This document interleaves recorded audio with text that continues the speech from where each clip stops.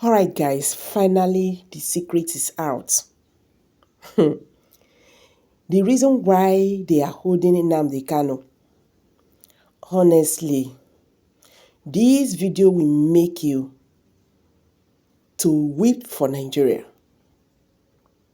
This video will make you to shed tears for this country. Which way to go?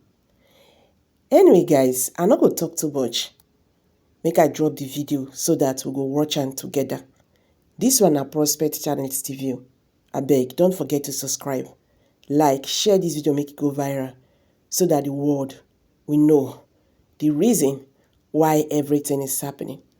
Let's go. I'll be right back. Banditry started under the watch of APC because they were the ones that brought them in. In 1992-93 in Kaduna, a riot broke out which they call the Zango Kataf riot. I was a young boy, very, very young then, and people were killed in scores. If you are not an Afsa person practicing Muslim in Islam, they were killed. Especially if you are from the southern part of Kaduna, the tribes from the southern part of Kaduna, they were massacred. It was called the Zango Kataf riot. And if the next thing they do is to burn churches, kill Christians, and then if they are done with that, then they focus on businesses that is for Igbo people, Igbo-owned businesses, and they destroyed it. I grew up knowing that Christians are an endangered species in Nigeria. In the year 2000, when the Sharia riots, how many of you have heard of the Sharia riot? Hundreds of thousands of people were killed in Kaduna. I can remember vividly that we had to defend our house from people. They brought some Fulani boys and they faced our house. They were shooting arrows. They were stoning our zinc. They spot our zinc, shooting arrows. Even though I was a Muslim then, even though my father was a Muslim then, but because majority of the people in our compound were Christians, so they were willing to destroy every one of us because we were living with Christians. I can remember a particular church in Mando, for those that know Mando, in Kaduna, called Chapel of Redemption. That church was destroyed. And so from that time, anytime there's a little hanky-panky in Nigeria, the first target is churches and Christians. And this has prevailed for a long time. That even if there's a problem with in another country, the Muslim and the Hausas in Nigeria will rise up and begin to kill Christians. How many of you remember the Miss World crisis in 2002, 2001, 2002? That somebody drew a picture of Muhammad or something in France, long away in France, and they began to fight in Nigeria. Are you following me? Christians are endangered species. Now let me give you, and that's how it has continued. Scores have been killed, and they focus on regions where there is a mixture of both Christianity and Islam. If you look at states like Kaduna, states like Plateau State, states like Nasarawa, states like Taraba, states like Benue, states like Bauchi, states like Gombe, states like Borno. These are places where they focus on because they intend to eliminate every living Christian in that place. Anybody that debunks it is a total lie because I have grown and lived in the north. I've spent 80 to 80% of my life in the north, so I understand this thing. Several times, I cannot forget the Sharia riot. We were running for our lives. Even though we were Muslims, but we're still running because as far as you are not of the ethnic group practicing what they practice, you are a victim. You can be burnt alive. Many of us saw human beings that were burnt alive, like roasted like yam. And it has been going on for a long time. The genocide against the Christian faith. Are you with me? Many years ago, in Kanu State, a man was beheaded. And anything they talk about, he said blasphemy. And guess who was the person that led it? The man called Sanusi, Lamido Sanusi, was the one that led him on. And they beheaded him, they killed the Igbo man. They killed him and they put his head on the stake and they were using it to parade the city. You will understand of a woman also that is an evangelist. An evangelist Eunice that was preaching about 2016 or 18 in Abuja. And they killed her. We cannot talk about a young girl called Deborah Samuel that was killed. I schooled in Jos, and for years, the people of Plateau have been massacred. Riot breaking out every single time. The one that the moment anything happens, the next people that are victims are Christians. And it is unfortunate that all these years, the government have not been able to do anything about it. But the agenda is deep. Are you with me this morning? Why am I saying? Because I don't want us to be an ignorant people. If we are ignorant people, they will control the narrative. And this days, let me tell you this truth. God will not come and fight for you. Remove that thing from your mind. If Christians don't rise up, pray from now till tomorrow. God is not coming to fight for you. Are you with me? Now, in the year 2009, Boko Haram started. Boko Haram started because of a section. It was a political movement. They created Boko Haram as a political talks to bring confusion into the government of Goodluck Jonathan. And to be able to, destroy any opposition, starting from Borno State, under the watch of a man called Kashim Shettima, which is now the vice president of Nigeria. Kashim Shettima and the other man, Ali Mohammed Sharif. These were the people that started the business of Boko Haram as a political talks to be able to oppose their opponents. But after a time, the ideology grew and they began to destroy. Now, it became a problem and they began to use it to destroy, bombing here and there. In 2009, 2010. As of 2010, a man led a meeting in Jos. Are you with me? He led a meeting that they were going to annihilate Christians within the locality of Plateau, Borno, Plateau, Bauchi, Kaduna, and Nasarawa. And he said they are going to perform jihad. They will bring jihad and they will go to kill. If the Islamic leaders are not willing to lead them, he is ready to lead the movement. I have the minute of that meeting in my phone presently. Guess who is that person? Issa Pantami, that was the former minister of communication under Buhari's regime. And several times, these are people that are terrorist sympathizers. And that is why the Nigerian army have not been able to win the war against the terrorism. Because people have, the terrorists have infiltrated the Nigerian ranks, the army ranks, so they cannot win the war. That said, Osama bin Laden was a better Muslim than he is. He was sad when Osama bin Laden was killed. And he has said it several times that Boko Haram should not be killed. He said they are their Muslim brothers. How do you win a war against terrorism? When there are people high in government that are sympathizers to terrorism, how do you win that war? Now, there are 4 categories of insecurity or people that are causing insecurity. Number 1, you have Boko Haram. Number 2, you have bandits. Number 3, you have Fulani herdsmen. Now I'm going to show you how they are connected. Many people don't know.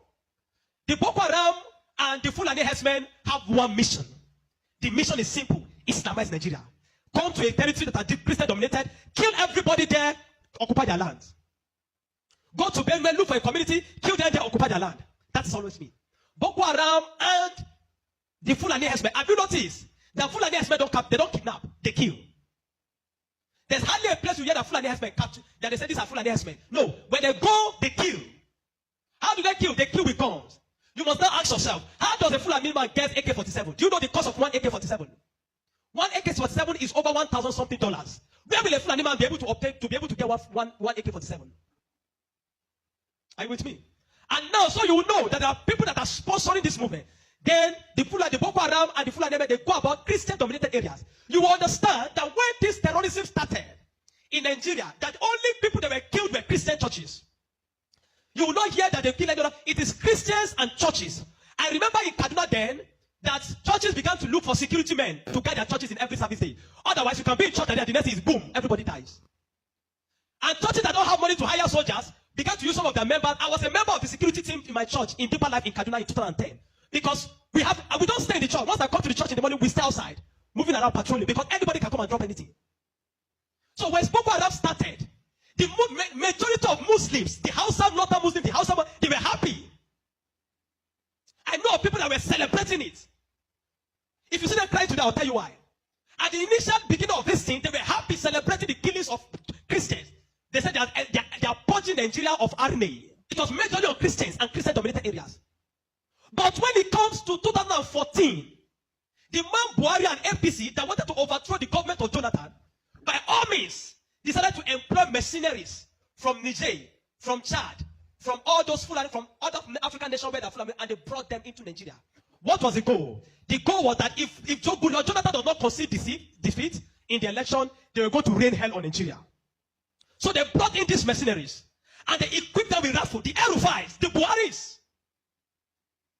Are you with me? The Aerofiles, the Buharis. Every one of these people called APC, they brought in mercenaries and armed them in the bushes and told them to wait. The moment Jonathan did not concede defeat in the election, they were going to start. But unfortunately for them, Goodluck knew of the assignment. He got intel about it because the man said his ambition does not want the blood of millions. So the man conceded defeat and left. And so they declared APC winner. Now, you have already brought people from different parts to come and fight. But what they wanted to come and fight for did not achieve anymore. So now they left those people in the bush. They left them with guns and ammunition in the bush. And when Buhari became the president, he abandoned them. Instead of them to settle them and let them go back, they abandoned them. And the people saw Nigeria as a place that is good. And the people decided to remain in Nigeria. Those are the people that started bandits. Before, we don't have anything like bandits.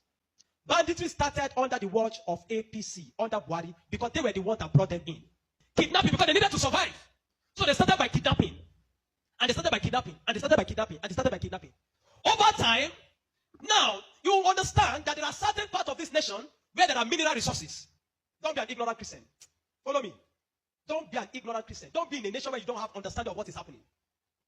Now, there are some parts of Nigeria where there are good resources.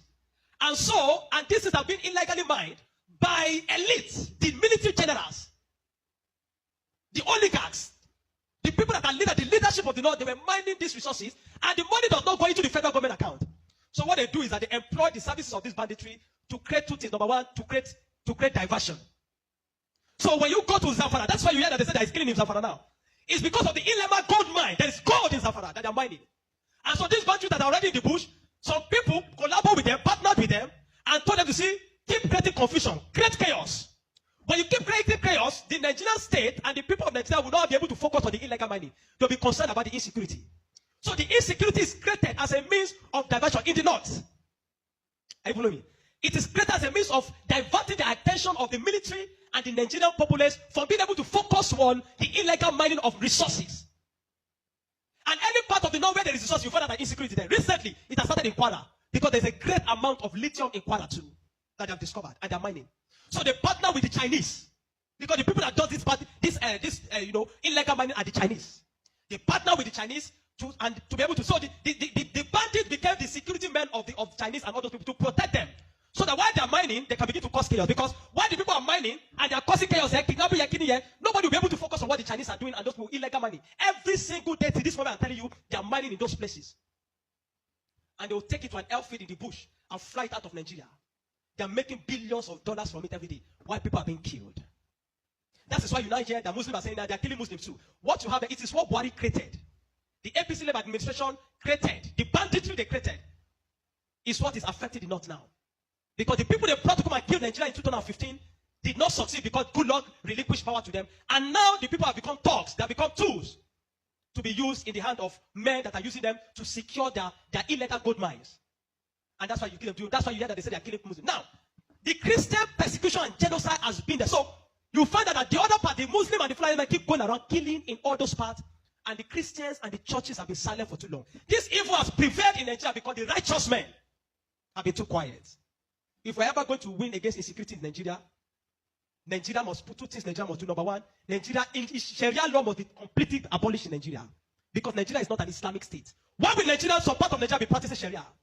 The law guiding them, constitutional law, that believe that if somebody deserves to die because he speaks against his God. Can an Hausa man insult Jesus and I kill him for insulting Jesus? But somebody believes when you speak against Muhammad, you deserve to die. How do you live in a country with somebody that has that kind of mentality? The military have become complicit. They are compromised. Nigerian military cannot win this war. 20 years from today, I'm telling you, 20 years from today, this thing of insecurity will not end because there are people that are enjoying it, benefiting from it, and reaping from it. If Nigeria want to win this war, partner with America. Let them come and militate. I'm not sure I've seen that in Kanu yesterday, some people were protesting that they don't want America to come. Because they believe, what they have been told is that if America is coming to kill Muslims, and the man says he wants to come and kill terrorists, but they are protesting. Anybody that is negotiating, people like Ahmed Gumi, Sheikh Gumi should be locked away. A terrorist sympathizer is a terrorist. A man that believes that you are not supposed to kill a terrorist is himself a terrorist. A man that believes that we should go and negotiate. How do you go and negotiate with terrorists? Because you see, terrorists are not just criminals. They are working with the wrong ideology. A man that believes that killing he has nothing to lose. How do you negotiate with a man that believes that killing himself is going to meet their God in heaven to collect 72 virgins? How do you negotiate with such a person? A man like Sheikh Gumi should be locked away. A man like Ali Muhammad Bushari should be arrested. You want to win against terrorism, you must go brutal. No nation win against terrorism by pampering them. The custom is taking rice, seizing rice from Nigeria and taking it to terrorists in the bush that they need to take care of them because they are human beings. To know. The moment you have become a terrorist, you see that taking the life of your fellow human being is nothing, is to please a God, then you don't deserve to live. Children of God, I'm not going to ask you to pray because this is not a period of prayer. This is a period of action. Reverend Dr. Ezekiel from Jos, the man have been speaking, have paid attention. Not for once have they invited the man for interview because they don't want to give the man any airtime. But you see, any little thing they will call Gumi and give him microphone. Gumi, they are inviting Gumi up and down. The media is complicit. The Nigerian military are complicit. You can't win war with this Nigerian army, not because they don't have the capacity, but because they are compromised. Buhari created banditry. The people like Gumi and the rest of them, they are the people that facilitated the idea of Boko Haram. And today, some of them are your leaders in government. Some of them, most of them are moving free. Not one have been arrested. Kabiru Sokoto that bombed Nyanyan in 2011. When they rearrested him, guess where they got him? In the house of Shetima in Abuja. What is he doing in the house of Shetima if Shetima doesn't know him? But today, Shetima is your vice president. How do you win a war where terrorists are ruling you? Where terrorist sympathizers are moving around? This is not a period to say we are praying. No! This is a period of wisdom. This is a period of action. Churches in the south have no idea. They sit in their cozy churches with employ them. They don't know what it means to be in the north. They don't know what it means to be running for your life. That every Sunday in the church there in Kaduna, when they say let us pray, everyone is praying with one eye open. Because you don't know, bomb might go up at any time in the church. The Nigerian church must rise up. There's an agenda. And if you read the minutes of that meeting in 2010 led by Isa Patami, you will not believe it. I have a recording of his messages. Where's appealing? Where he said, why will they be killing their people? He said, why will they be killing his Muslim brothers? Referring to Boko Haram as their Muslim brothers. How do you win with such a people in government? And that guy was a minister under Buhari for 8 years. Do you know what I'm telling you this morning? You are a Nigerian. If you are not aware of what is happening around you, in a short time, one day your calamity will just come. You will not know how. Are you with me? The banditry that is destroying them in the north was created by the people Buhari brought for mercenaries to destroy Nigeria in 2015 in case he did not win. Unfortunately, he won, and those people were left without fight. And they began to use the weapons that have been provided for. These guys have sophisticated their weapon. They move logistics, move money in dollars. Where do you think they're getting it from? You think it's from the sale of cow? No. This is really big. This is really heavy. Is that why they are finding it difficult to fight these people? Anyway, guys, I'm just asking. Make me hear from you. How you see this thing? This thing where this man, they talk. How you see him? Drop your comment below the comment section. Share this video, make it go viral. Thank you. See you in my next video, and bye for now.